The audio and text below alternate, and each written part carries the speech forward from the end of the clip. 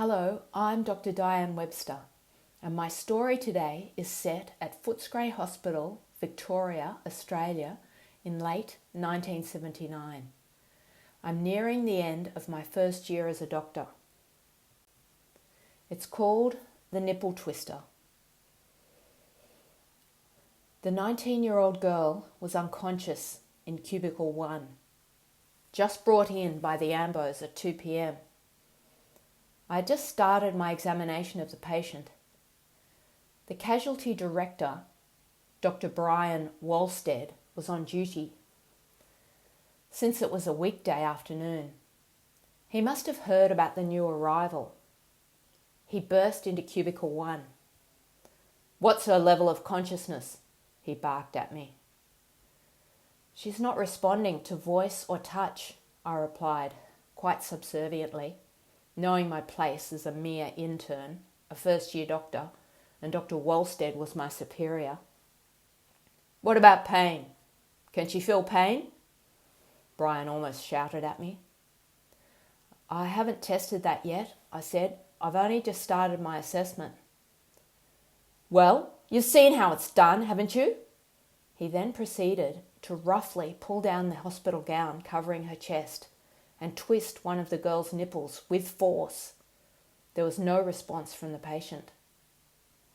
"Well, that's your answer. There's no response to pain. So continue on with your examination. I'll be in my office," he remarked casually and turned and left the cubicle, not even replacing the girl's gown over her bare breasts. Brian Walstead was known for his nipple twisting, and everyone just let it slide. No one ever said to him that it was abhorrent and actually abusive to the patients and that he should stop it. But Brian was our supervisor. He wrote our intern reports for the year. We were tenured by the hospital for 1 year only, so each year we had to reapply for a job the following year if we wanted to be employed. So unfortunately, our future depended on Brian's reports. I was due to meet with him at 3 p.m. that day for my end-of-year appraisal, and I would be told my chances of getting recommended for a second-year job at Western General. I'd had a big day yesterday, spending many hours of the day trying to resus a long-time patient of our unit. I was rostered the majority of the day to one of the general medical units of the hospital. It was only after we finished our ward work that we were expected in casualty for the remainder of our shifts. The head of that medical unit was Dr. Les Houston, a gastroenterologist, and many of our patients ended up being gastro patients. Harry Toms had been admitted repeatedly throughout the year. He was 62 years old and a chronic alcoholic. I first met him in emergency in March 1979 when he came in vomiting blood. He was trolleyed up to the procedure room for emergency endoscopy. We were able to stop the bleeding after about 45 minutes. Next day in the ward, when I was reviewing Harry, I took a full history. "I'm trying to get off the booze," he told me. "I've been off the booze for 2 months after my last admission. Then my mates talked me into having just a couple of beers last night. That's all it was, I swear. A couple of beers. Then, when I went home, I wasn't feeling so good, and I had a big chuck in the dunny. And what do you know? I'm vomiting blood again." "You had what we call a Mallory-Weiss tear in your esophagus from your heavy vomiting," I tried to explain. "You have esophageal varices secondary to liver damage, cirrhosis in fact, from your drinking." I'm going to stop, I promise. I'm going to stop the booze.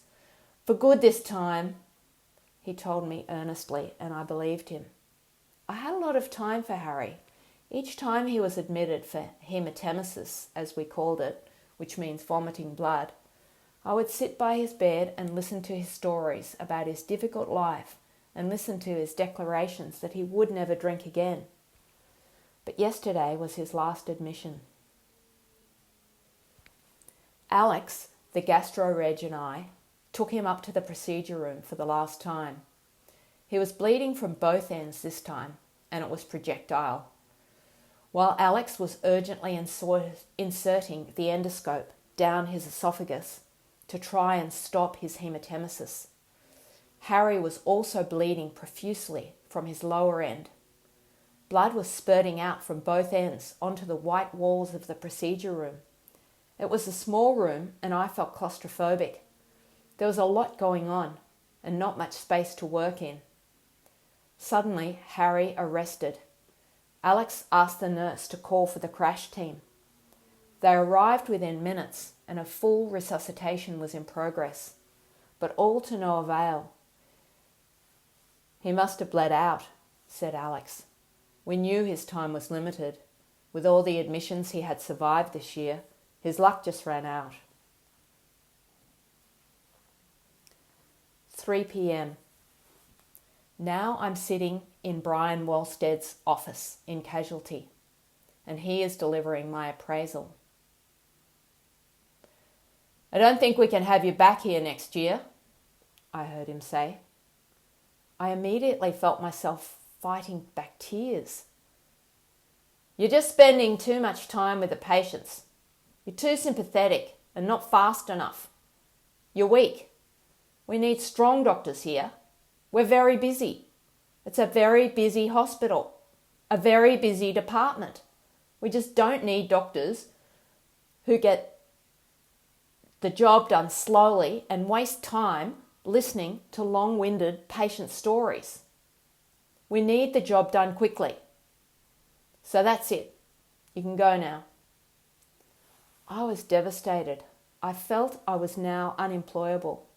6 years of studying medicine and a horrendous year of my life as an intern at Western General Hospital, and now I didn't have a job for next year because, according to Dr. Walstead, I was weak and too sympathetic to patients. I was spending too much time with them. This was the feedback I got from the nipple twister. I was so disappointed in myself for not being able to stop the tears rolling down my cheeks as he had been telling me this. I vowed from this moment on that I would never show my emotions again in a professional situation. "I'm not weak," I told myself. "I'm just human." I looked in the paper for job advertisements and applied for a second-year junior resident medical officer job at the Queen Victoria Medical Centre in Lonsdale Street in the city. And I was delighted to get the position and change hospitals in January 1980. I left Western General and Brian Walstead behind, and I felt lucky. It's amazing how life's disappointments can turn into life's new opportunities. Well, that's all. Thank you for listening, and thanks for clicking the like icon and adding a comment, and also subscribing to my channel on YouTube at Dr. Diane Leslie Webster.